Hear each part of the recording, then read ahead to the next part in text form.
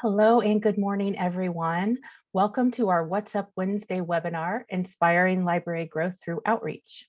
My name is Courtney Brown, and I'm the Southeast Regional Coordinator from the Indiana State Library's Professional Development Office. I'll be the host and question moderator today. Our presenter this morning is Melissa Merida, Director at the Floyd County Public Library System. Just a couple of announcements. To register for other webinars or other trainings available from the Professional Development Office, please see the Indiana State Library's events calendar, which can be found on our website at www.in.gov/library. For a full list of our current in-person training menu, please see our continuing education website. This session is about an hour, so you'll receive one LEU for this presentation. If you're watching an archived recording of this webinar, instructions on how to obtain your LEU are in the video's description on YouTube, or you can also find those instructions on the ISL's continuing education site under LEU policies. So without further ado, I am going to turn it over to Melissa. Thank you, Courtney. Welcome everyone this morning. Happy to share kind of our adventure here at Floyd County Library and kind of how we have inspired growth through becoming better known in the community and basically through outreach. And some of it's going to seem a little bit more like inreach, which means we're developing those partnerships out in the community that end up coming into the library for programming as well too. But I kind of subtitled the presentation, "The more you're known, the more you'll grow." Let me see. So where is Floyd County? And I'm going to get a little bit of a deep dive into the statistics of it all, because I think that paints a picture of who we are and where we are. And to back up a little bit, I came to the library in 2016. I formerly was with Purdue Extension here in Floyd County as the county director and youth educator. And prior to that, I'd done quite a tour of libraries, both a middle school, elementary, and then prior to that, 10 years with Indianapolis Marion County Public Library in children's services, as well as in computer services. So my background's a little unusual, but it's been quite the adventure of bringing a lot of different ideas back into the library setting after being away from it for a while. But we are in southern Indiana. We are the second smallest county in Indiana, 145 square miles, so pretty small county. Or sorry, 148. We're across the river from Louisville, so that makes us a part of Metro Louisville statistics as well, and gives us some interesting challenges. Floyd County as a whole has about a little over 80,000 in our population, and our density is 541.8 per square mile. So I'm adding all of this because you can kind of see as we drill down, it's a unique community. If we look at New Albany Township, it's 51,390 of the population. And if you look at the density there, it's 1,334. And if you look at the county seat, which is the actual city of New Albany, we're at 37,350, but our population density gets to 2,419 per square mile. So it is a unique scenario in that we're a rural setting. If you go up the hill, we sit in a valley, New Albany does. And if you go up the hill, we're pretty spread out. But as you come closer and closer to the city, we're very dense for such a small area. I'm sorry, my little arrow keeps going away. So if you look at our median income for the county, it's at 66,000 plus. If you look at the city, it's 49,000. If you look at Metro Kentucky, or as we refer to it down here in the South, Kentuckiana, we're at about 64,000. New Albany poverty rate is about 17.4%. Of that, 32% of children and 6% of senior. When we look at Floyd County poverty rate as a whole, we're at 7.8%, but still pretty high with 10% of that children and equaling 6% of seniors. Why do I say all that? Because before we even take a foot out of the library, we have to know who we're serving and what the obstacles are for our community. When I started in 2016, we were known as the best kept secret, not what you want to be known for. And we had the New Albany Central Library. At that time, our name, which is still our legal name, was New Albany Floyd County Public Library. And we had one branch, the Carnegie Center for Art and History, which the sign out front wasn't there. So a lot of people didn't even know that that existed or that it was a part of the library, including our local leadership. So that was quite an obstacle to overcome. So what did we do first in 2016? Well, for the first year, we talked a lot. And we had a lot of hard questions to answer at that point. What had we tried? You know, everyone wants to start with, we tried that once. And so then we talked about, well, how did it work? What didn't work? What are we good at? What did we failed at? Why didn't it work? Who had tried it? You know, was it just one person and there was no synergy around that? Or was it an entire group that had given a lot of time and energy to it? Where had we been? Where had we gone in the community? Where had we met roadblocks? Where hadn't we been was a bigger question. And what were our biggest fears? What were we afraid of? And what were those obstacles that we needed to come as well too? What did we say no to? And equally as important, what were we saying yes to? And I added this again because it's so important to really dig in and find out what the fears are. But what are our biggest fears? And I could add that over and over and over. Is it safety? Is it not feeling supported when you're out in the community? What is it that's getting in the way of our staff feeling comfortable of going out into the community? What are we afraid of? So we can talk about that in a lot of different ways, and we did. How do we use our time? I heard over and over, we just don't have time. But when we added up the hours and the things that we were doing and not doing, we had plenty of staff time. We just didn't know where to put all our energy. We have adopted the saying, work harder, work smarter, not harder. And, you know, we have to remind ourselves that all the time. Why were people unhappy? And that means people who were giving us reviews for our customer service or our lack of partnerships. And in-house, why were people unhappy? Why weren't they feeling satisfied with their job and with the performance of the library? And equally important, what made us happy? And once we found those happy things, we celebrated them. And who were we serving and who were we not serving? We talked a lot and we played a lot too. Whatever we needed to do to get staff comfortable with one another, to first really form that team atmosphere inside and to find out what the needs were so that our staff felt supported so that they could go out and do outreach. And we could think about growing what we had, maybe sometimes saying we don't need to do some things anymore and letting go of those projects that we felt were so important and giving permission to let go. So we talked, we listened, and we played, you know, whatever we could do to kind of get staff interacting and to break down those silos.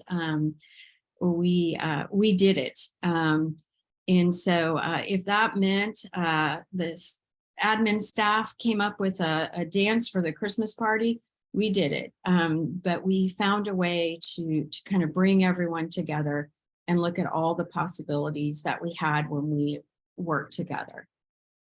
Hey, Melissa, we have someone asking, what's the deal with the Mickey Mouse ears in the picture a couple slides before? Yes. So that's kind of one of my things. I worked in the past for Disney when I was in college, and it stuck with me for years, their customer service principles. So we often talk about customer service the Disney way. Some of you may have attended sessions that I've done in different realms about that. But oftentimes staff will pull out those ears and go back to their Disney way inspiration. But that's really important for us, that we keep in sight that customer service starts inside first, and then it goes out to our community members at large. So thank you for that question, and I'm happy to talk about that further if anyone wants to reach out about that. So we had a plan and processes to make that happen. So during all of this, we also updated our strategic plan, and we really worked on a plan that would guide us, that would identify those areas in the community that we needed to reach. That was a working plan that we could refer back to. We didn't want it to just sit on a shelf, but we wanted it to be something that we could go, here, this will help us get to the next step. And we created a new mission statement. So one of the challenges that we had was Carnegie felt very isolated from us. It's kind of an unusual branch to have an art and history museum. And our staff really didn't see them as a part of the library staff. So when we built this mission statement, these are all words that came from the staff that we strung together, and we wanted everyone to be able to see themselves. So this has been our mission statement for about 5.5 years now, and continues to really be a guiding light for us. So our mission statement to support the growth and creativity of an engaged, excuse me, informed and connected community. And we do repeat that often and make sure that it's a part of our culture. We've brought it up. Do we need to tweak it any? But it's pretty much a general feeling. No, it still fits us. So that remains our mission statement.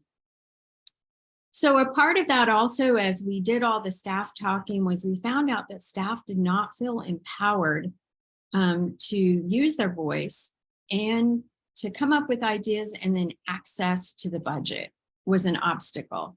So we worked, and I'm going to give credit to Indianapolis, Marion County. We kind of, we worked with them, with our leadership team, and adopted a similar idea to theirs with idea plans. And so anyone on staff, it doesn't matter what your role is, can submit an idea plan for a new service, for a new outreach, for a new program, for a staff event. And those come to the leadership team 4 times a year. And they create a budget, they create the time that they think they'll need to have off of desk or off of their normal work job to get that done. So that has really raised kind of the idea pot for all of us to give input, and to also make sure that everyone knows what everyone else is doing, and to make those connections across departments as well too. So our staffing structure was changed to remove the silos and to allow for support of one another. And so everybody works as a team, and there's a lot of cross training going on, and it also allows for a lot of cross development with those idea plans. And I'll talk just a little bit more on how we began that process, kind of breaking those down. And most importantly, we gave our staff the permission to dream big. And I can't stress that enough, that we have to lay everything, all those ideas out on the table, and then figure out how we navigate those and how we fund those, but find a way to say yes. And if it fits within the strategic plan and it moves that needle towards what we want to accomplish with our mission and our vision and our plan, then we're going to find a way to say yes to that. So how did we begin? Well, we first introduced the idea plan by a huge summer reading kickoff. And we assigned teams that were purposely across departments, and people began working with people that they had never worked with before. And each team was given a basic starting range of $1 amount to create their summer reading kickoff booth. And we were blown away by the response that we got from the community. They came out in groves. And so that is now a tradition of how we kick off every summer reading year annually. It's always the first Saturday of June after school is out. And Each team comes up with their idea. They submit the plan, they submit the budget request. Those all come to me, and then I say yay or nay, and I might even say, this is a great idea, but we didn't give you enough money, so here's more. Or I think this isn't quite hitting the audience that you wanted, so let's talk about how we tweak it. So that's was a very positive way for us to start off our process of how do we do idea plans and how do we break down those silos.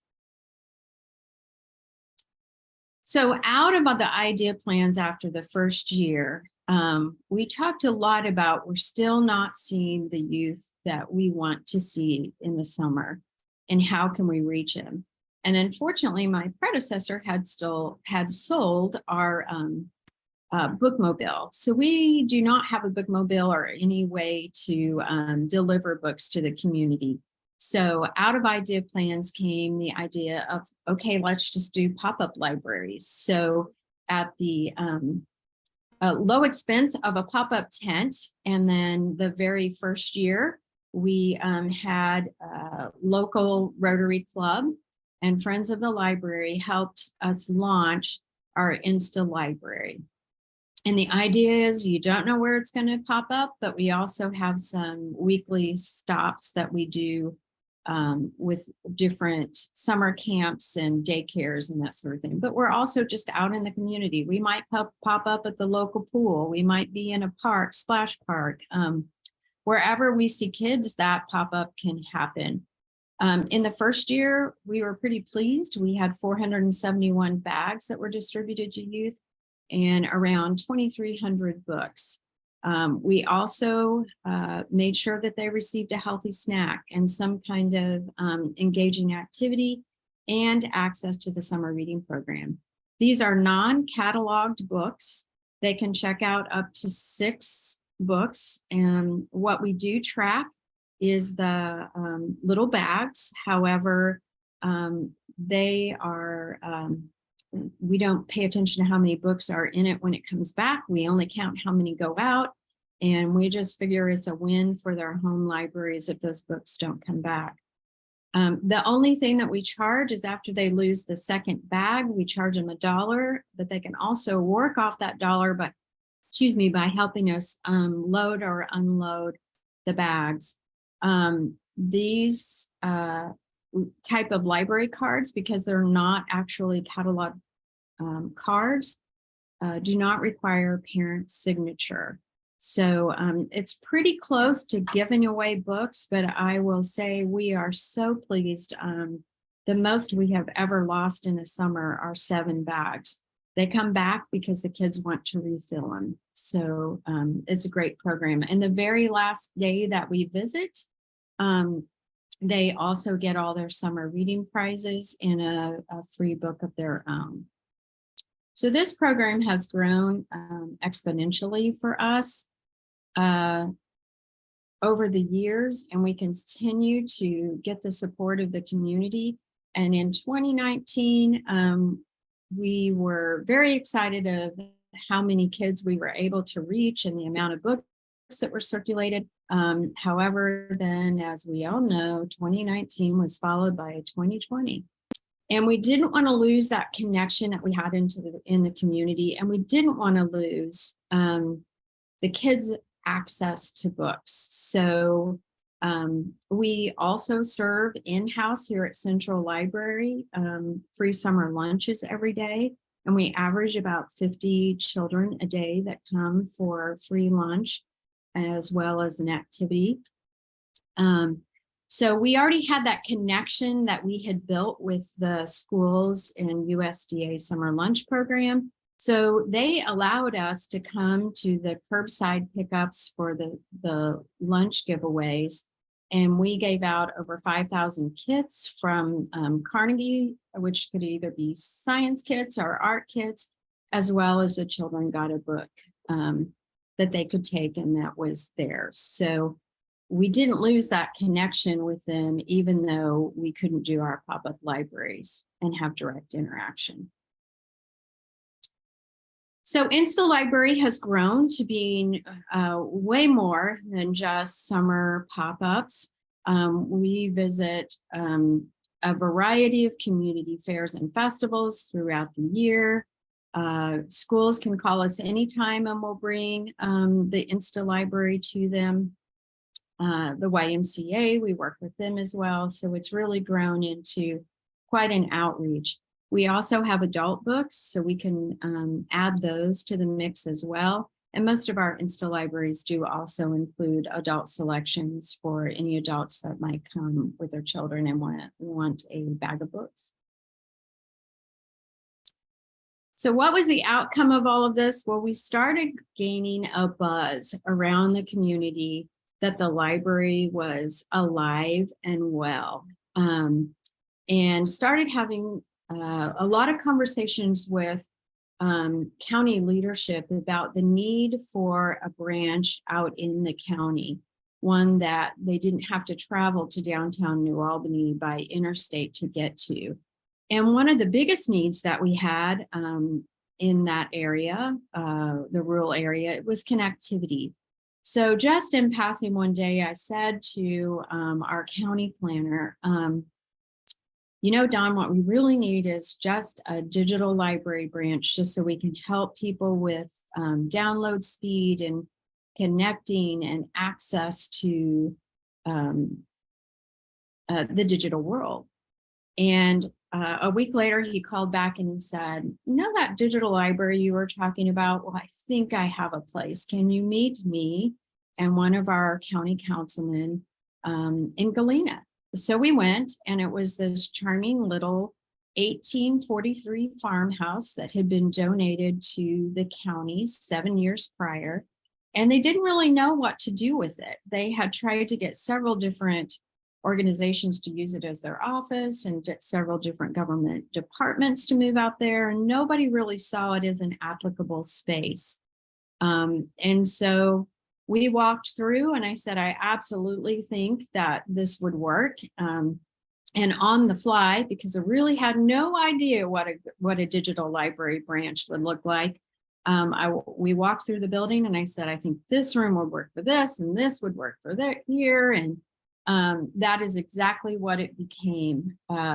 Every square inch of this building had to count. And it is not your typical library. There are not a lot of books housed in the building.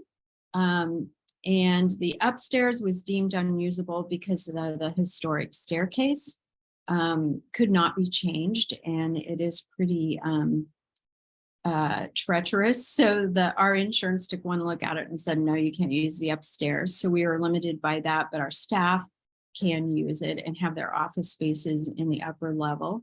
But this is the back entrance. The one nice thing about this structure is this back area had been added on. So it is the only room we could change the layout of, which allowed us to add a second restroom and the kitchenette and a way to enter the house, as well as handicap accessibility. So behind those sliding doors there, they are designed specifically for chairs to fit in and any kind of supplies. Being an 1843 farmhouse, there's not closet space. So everything that we needed for storage, we had to create. Every piece of furniture had to count. So we made it work. The door that you see, the old screen door with the media TV that slides through what is happening at the branch, that was off the back of the house. And there were a lot of concerned citizens that didn't want us to change the back door. They wanted us to preserve some of the old pieces that really were beyond use. So we tried to navigate those in the decor. So throughout the house, there are a lot of elements of that were original to the house that we used in a decorative way. Sorry about that. This is our children's space. We do keep a collection of children's books. These pictures are from pretty on in our opening, but we do have a significant amount of books that are now on the shelf as the visitation has grown. We've grown children's and teens books because we feel like we need to capture them right at the moment when they're excited about reading, and not have to ask them to wait the 24 hours to get materials up to them. We do try to get materials up 24 hours from the main library to the branch, with the exception of if you order on Saturdays, it's going to be 48 hours. This is our little main reading room. There is the teen collection in the back. We also keep a Lucky Duck collection there of bestsellers. Just a nice place to relax and read and enjoy the atmosphere of the old house. We did preserve the crystal chandelier. It was originally gas. It's been turned into electric before our time, but we were able to keep that. What you can't see in this picture, there is one ADA station, and it is kind of behind these chairs. It also, there is a high-speed scanner that individuals can use, and we use that to harvest historical photos for our Indiana Room collection. The pictures that you see around on the wall, I know they're not very specific, and on the shelves, those are all historical pictures out of our collection that we printed of that area, that would have been their highlights of the house when it was built. This is our hold area. So the holds come in and go there in the entryway of the house. We do not use this main entrance in the front because there's not a sidewalk around to it, and the steps are not to code, but people can come out and sit on the front porch and enjoy that space as well too.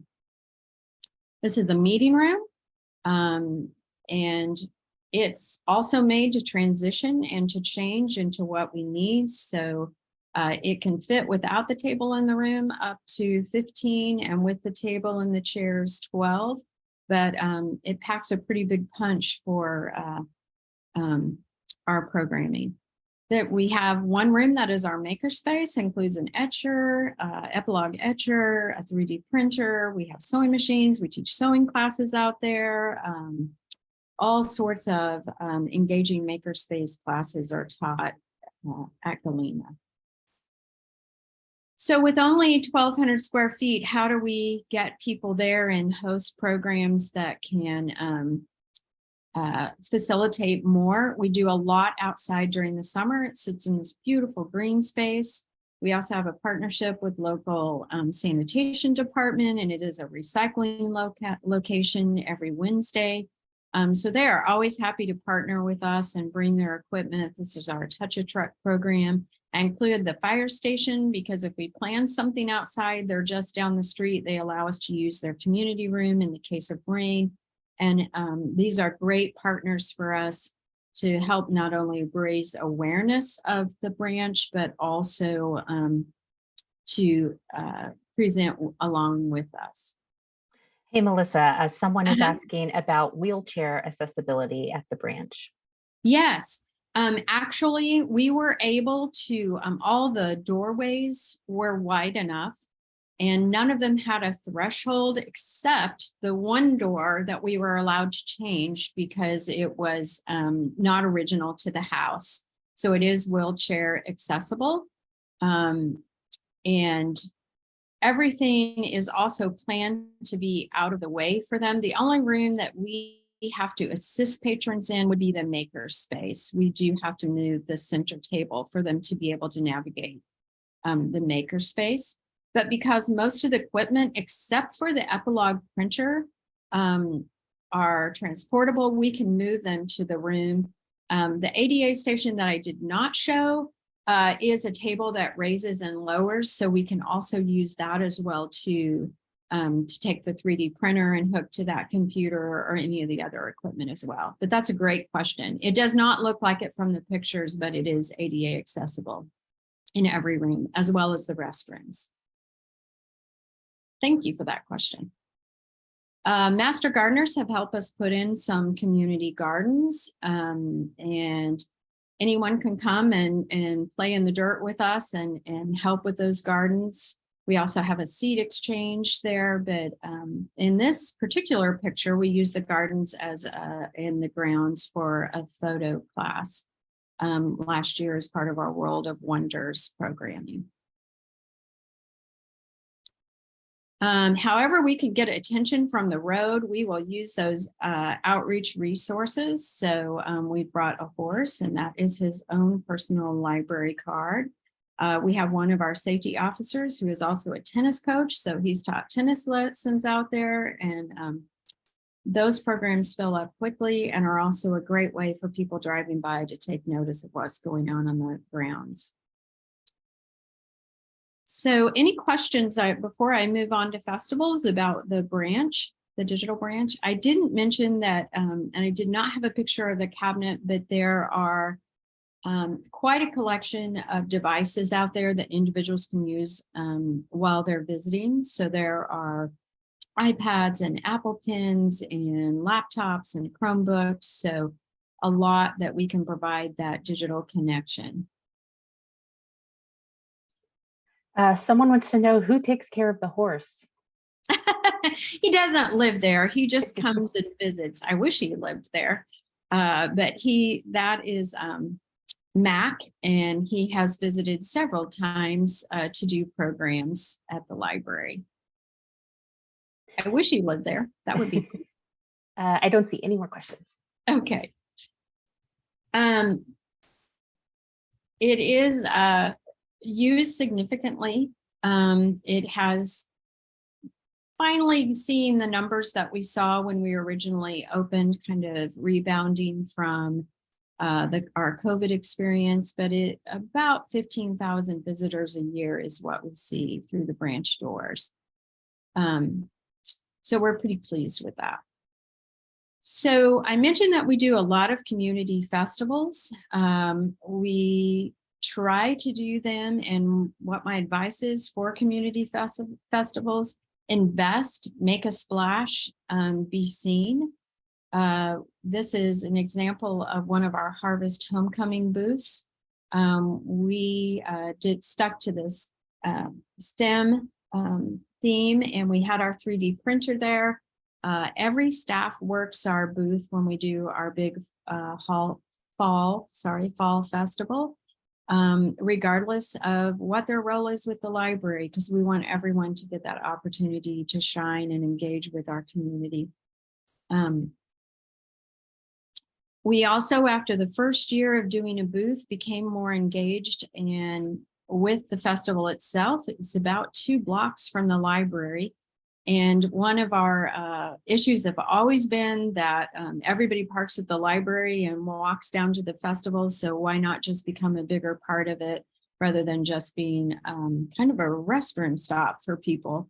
So we now sponsor or co-sponsor the kids stage for 2 days of the festival. And that really gives us a lot of presence. The other thing that it does for us is we have outgrown our current space at the Central Library for hosting some large programs. We just don't have the capacity. So we now offer those fall break programs at the festival. And it's been a wonderful partnership with us, and also with the local foundation, Samtec Cares, and the Harvest Homecoming Committee. So these are just some pictures of some of the things that we've done at that stage. So along the side of the street of the library, which belongs to the city, there were some pretty horrible gardens there. And I'm going to use the words gardens very lightly, meaning large overgrown evergreens. And we went to the city and asked if we could take over those gardens, those landscaping spaces, and pull out the old trees and put in book gardens. And this has become a really popular and fun program for us.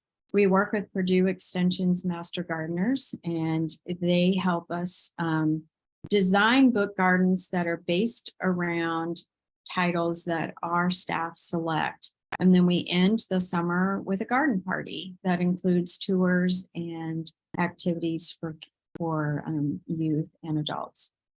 So how does the gardens, what's the format of it? The gardens line that major street along the parking lot. They do belong to the city, but we do use those in agreement with the city. We have installed now some permanent, they're the same posts that we use for our story walks, but they sit on our parking lot facing the flower beds. So if the city ever decides they don't want to do the flower beds, we don't lose that signage. Books are selected that coordinate with our summer reading theme. Both adult and youth titles have been used in the past. Last year, we did not have an adult book, but we have done that just to draw that interest in as well. The master gardeners select the plants that coordinate with the books, and the library is responsible for purchasing the plants, mulch, etc. And planting day, we do invite volunteers in and market that. And also we allow staff, if they want to go out and help, we make that happen for their time off their desk with that installation. We also provide props that coordinate with the title. Labels are provided for the plants. Purdue Extension sends us the list of the plants and the labels for the education part, and we make those labels and make sure every plant has identification. Our marketing department creates a signage for each garden that displays the book cover and tells a little synopsis about the book, and then also has a QR code that leads to a complete listing of the plants and the featured books. Once the gardens are developed, it's time to have our party and tour. Here's an example of one of our favorites right after planting. You can see on the right is right after it was planted. This is Wizard of Oz. So they created a box that looked like the house falling on our legs. And then to the left is when it was fully in bloom. So behind that area along the street, we had a big blank wall, and we really wanted to encourage and make known that everyone was welcome at the library, and wanted them to see themselves as visitors of the library. And we also wanted to share that the library was about a lot more than books, and just have a permanent way of doing that and sharing that with our community, also along a the same very busy street. So we hired an artist, Jalen Stewart, to work with us and meet with us extensively about what we do and what we hoped that this mural would speak to the community.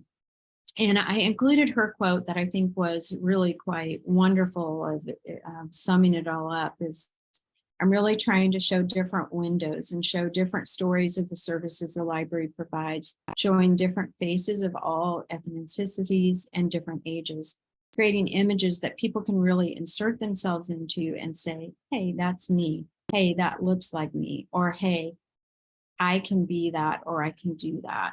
And so here is the finished mural. The lower left is before all the plantings were put in place. And to the right is after the plantings, and the seating area was also added. So it is kind of a reflection garden and somewhere kids can go and read and play. The stepping stones are kind of a happy accident. We added them for a splash of color. However, the kids love them and kind of use them like hopscotch out there. Melissa, we have a question going back to the festival. Someone wants to know if you close the branch or how you handle scheduling to assign people at the festival. That's a great question. And actually, we have done it both ways. We have closed in the past.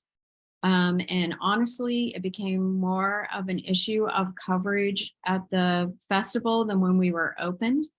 So we do not close anymore. And actually that partnership has grown that we host a photography contest now at Central Library that brings people in for a purpose. I mentioned quite quickly that we had formerly kind of been the bathroom stop, but now we have people coming in for a purpose, or maybe it's a happy accident. They come in to use the facility and find that there's a Harvest Homecoming photography contest. So We are now open during all of that and see that as a potential to engage with the public and encourage them to come in. And we schedule our staff in 2-hour increments. We start by putting out the list and asking for volunteers. And once they have kind of picked where they want, which usually most everybody picks, any openings, we offer that to people to take more than one shift.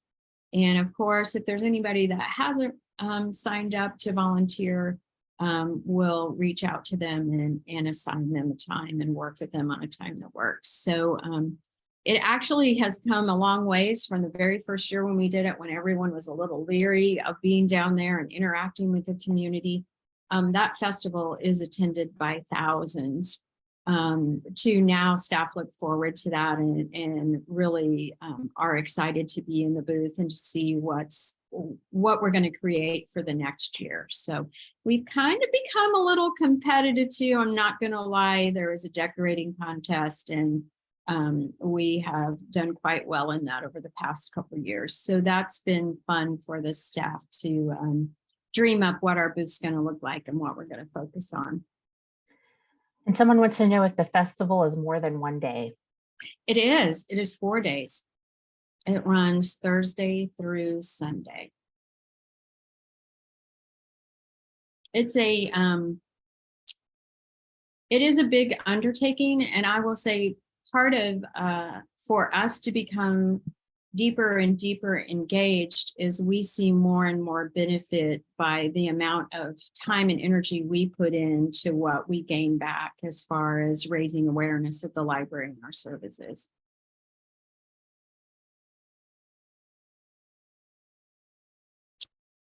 So in 2018, Louisville decided to reach out to Southern Indiana and offer first to Clark County and Floyd County to be involved with the cultural pass.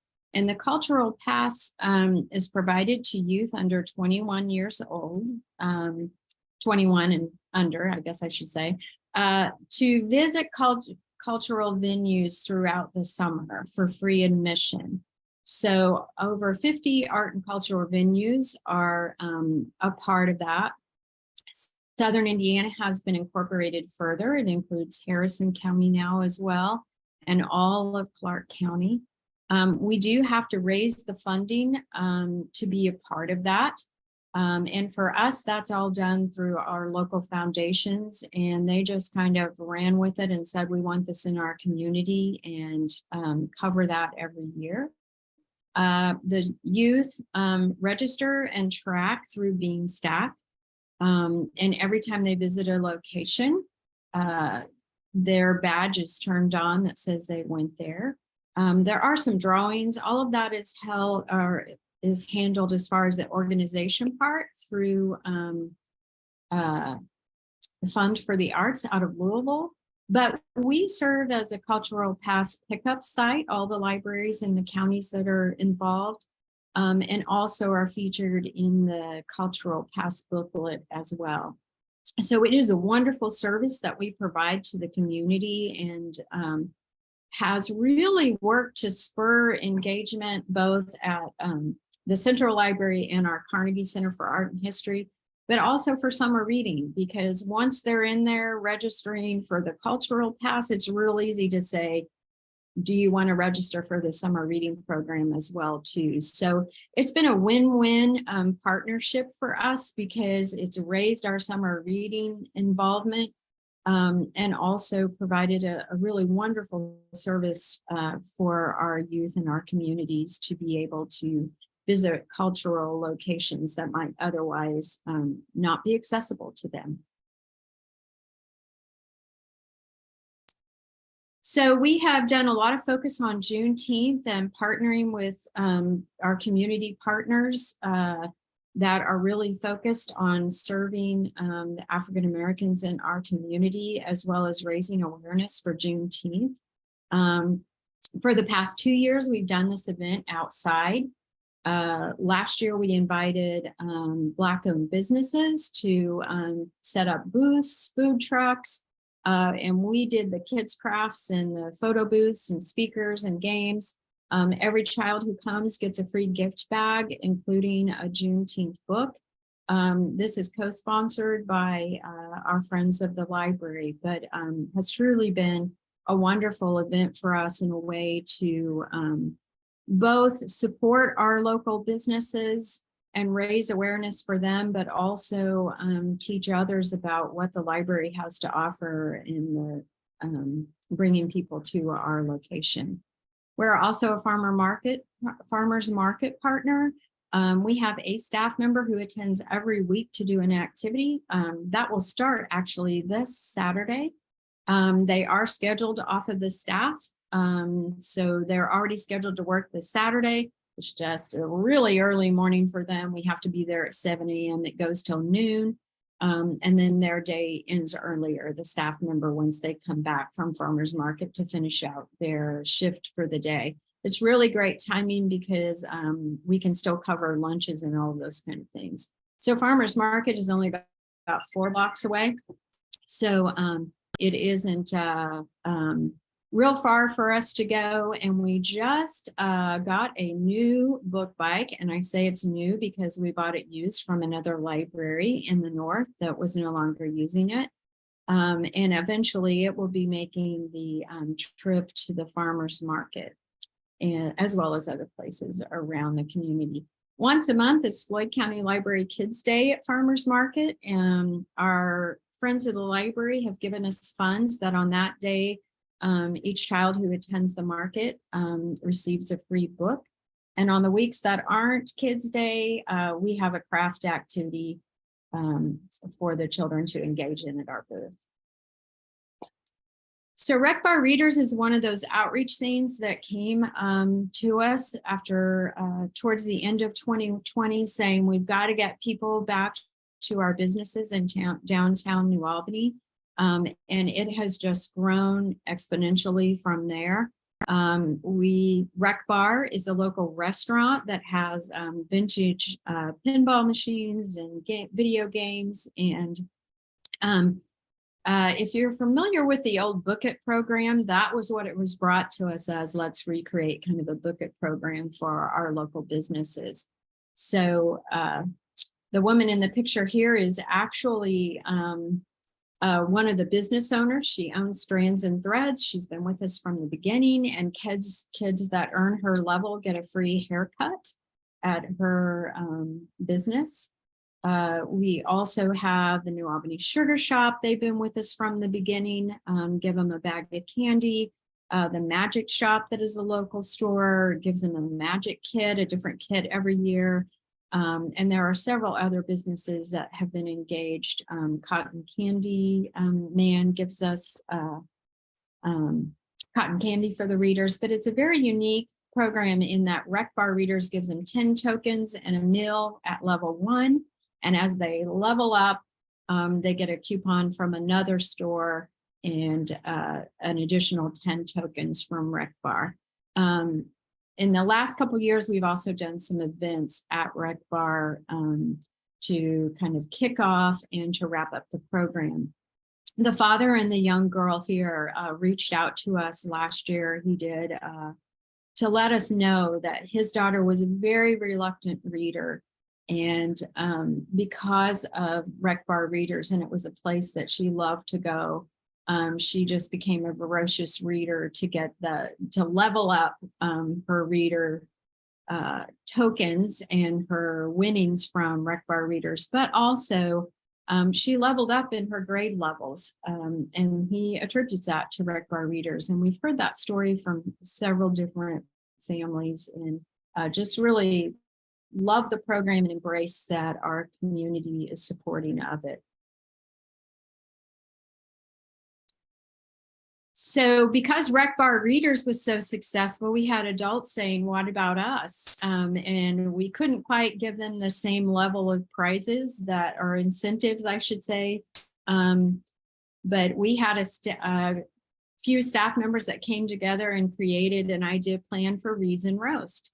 And it was also in the hopes of bringing people back to our local coffee shops. So once again, utilizing Beanstack, readers log both their reading and their visits to participating local coffee shops. And we host events at each of the participating coffee shops throughout the program.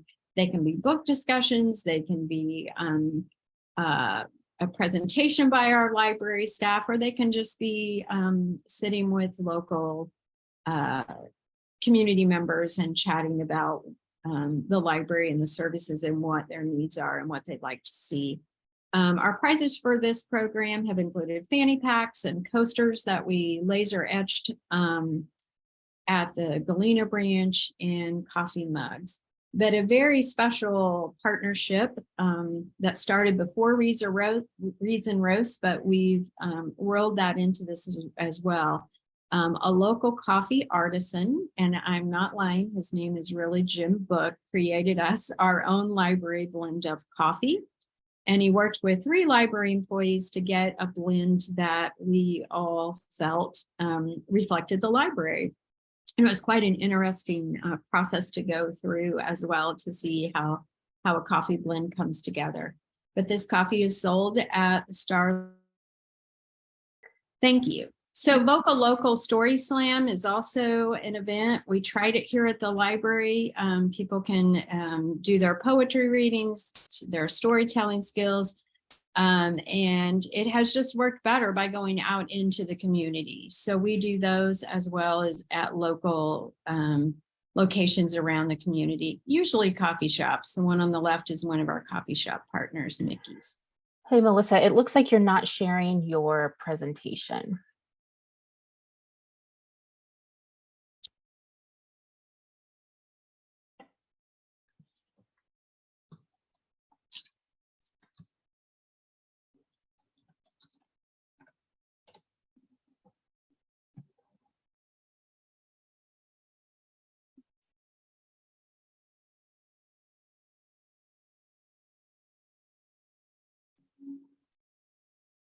There we go. There we go. Thank you. Now that we love technology, right? That's right.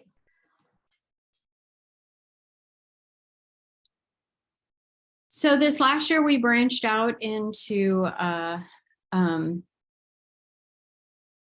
civic engagement with a grant from Indiana Humanities, More Perfect Union. I will truly give a plug for Indiana Humanities, and especially for seed money for programs you'd like to get involved with, but maybe don't have the funding up front or the statistics to show the need for it. But this was our culminating event from that, which was meet your local candidates. So it took a lot of being out in the community and engaging with different leadership to kind of buy into this whole idea. So this was our first event that we hosted, and we do plan on doing that again in the fall, just a way for the community to really get face-to-face time with candidates and find out more about them.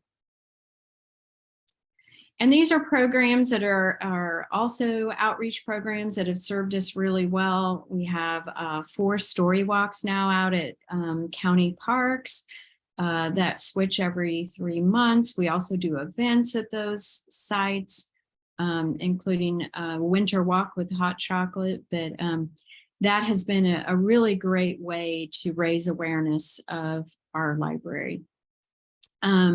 We have been a part of So In Big, as well as Jefferson Township Library and Harrison County Library, with our Art Alliance of Southern Indiana, who represent all 3 counties.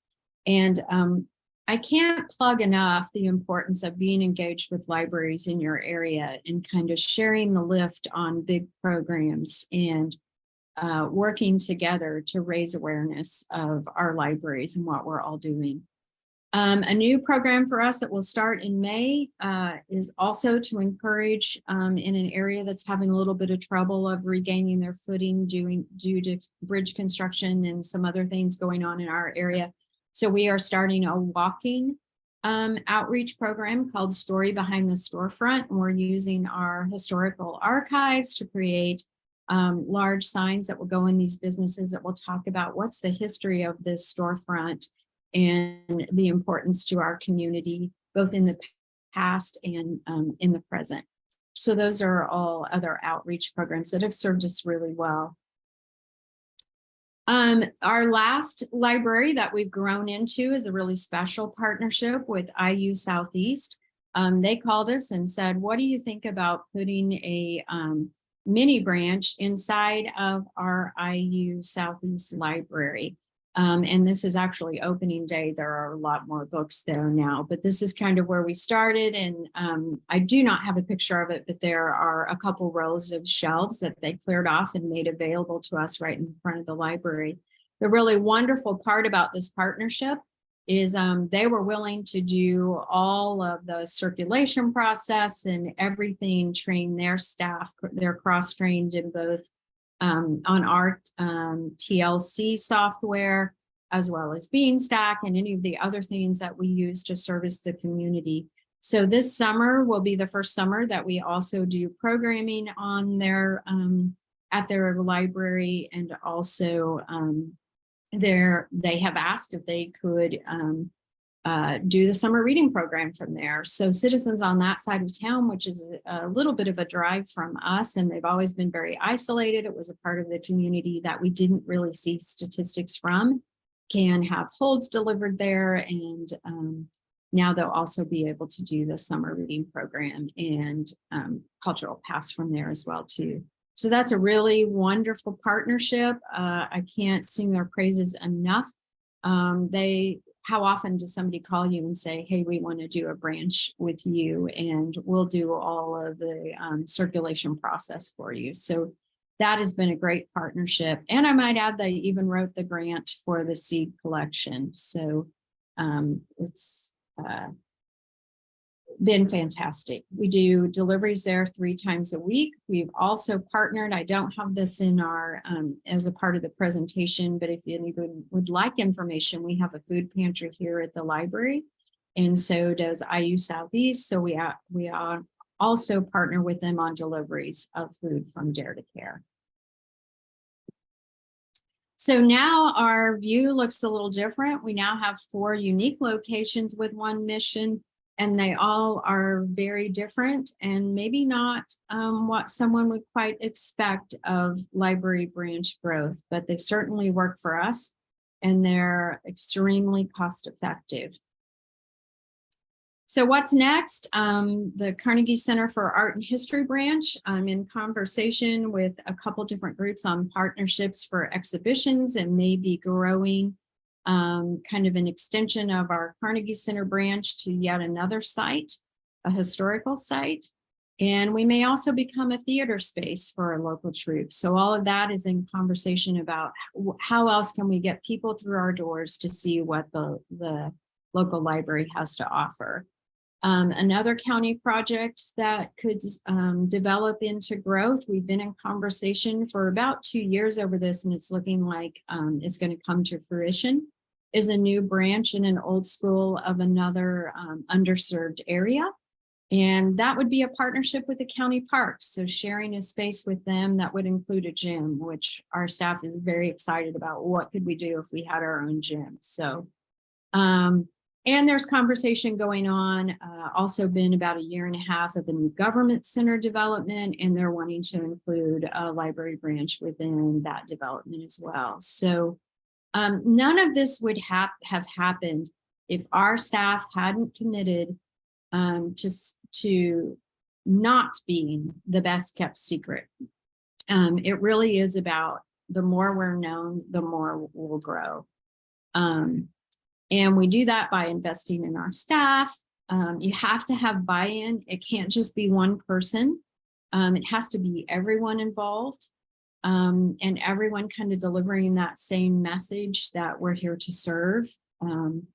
And outreach really has to be built into the culture of your organization. Can't happen overnight, but it certainly is fun when everybody buys into we got to get out there. We got to let people know that we're here, and give permission to dream big. It doesn't have to be my idea. Actually, it's better if the idea comes from within the staff. I see my job as helping to spur that dream and also to allow that to happen beyond the walls of my office. And dare to think differently. Our branches certainly don't look like the normal ones, nor would we find the funding probably to do your typical branch with rows and rows of books. So how can we reach our community that may be doing it in a different cost-effective way? Be at the tables with multiple faces. And by that, I mean, it's not just me that is in Rotary Club and Lions and visiting various leadership, be it county council or city council or whatever it is for you. Be sure that you're at that table in those conversations with your county planner, with your local festivals, because the more they know you and your staff, the more they're willing to include you and believe that you're important to the story. And praise success, even if that looks like in a playful way with your staff. Be sure to praise them and let them shine in their successes. And most importantly is find a way to say yes. We often go to that immediate, it's not in the budget, or I don't know how this would work, or we can't do it with staffing. But find that way to say, what would it look like if we said yes, or what would it take? And that's really where it starts, is being willing to be open and thinking of the bigger picture and where that might take you. So that's all I have today. I'm sorry, Courtney, I'm about 5 minutes over. That's absolutely okay. If anybody has any questions for Melissa, go ahead and put those in the chat right now. We do have one for you. This is in relation to the cultural pass. Is there a competition in Beanstack with prizes for the ones who visit the most cultural venues? There is a raffle, and all we have to do is do the drawing out of the raffle for our county or our library. There aren't any prizes. I say that with a caveat. There aren't any prizes, but if you visit our Carnegie Center for Art and History, it's already free. So it's not really a bonus to go visit a free location, although we do see a lot of awareness that it's even there, which is a huge positive for us. But so we add that little dangling carrot that you get an art kit if you visit the Carnegie Center. So I guess in essence, some locations might offer prizes, but that's not a requirement. Great, thank you. We're seeing a lot of thank yous, inspiring presentation. You're doing some really great stuff, Melissa. So thank you so much for sharing this with us. If you are watching an archived recording of this webinar, information on how to obtain your LEU are in the video's description on YouTube. And I'm going to go ahead and stop the recording.